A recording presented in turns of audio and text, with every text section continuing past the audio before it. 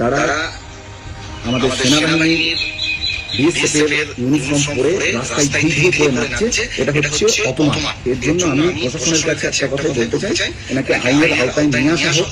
নাহলে আজকে এই যেভাবে মজা বানিয়েছে রাস্তাঘাটে নাচ করতে সেনাবাহিনীর পোশাক পরে, এটা আমাদের ভারতীয় মানুষের জন্য অনেক বড় লজ্জা ছাড়ার কিছু না। দিন রাত এদিক থেকে গুলি ওদিক থেকে গুলি দেশে এই অবস্থার মধ্যে আপনাদের লজ্জা করা উচিত।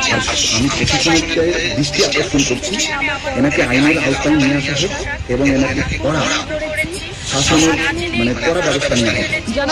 সবাই প্লিজ ক্ষমা করে দেবেন। আমি মন্ত্রী সবার কাছে ক্ষমা চাইছি, আমি সত্যি খুব ভুল করে ফেলেছি, তো সবাই একটু ক্ষমা করে দেবেন।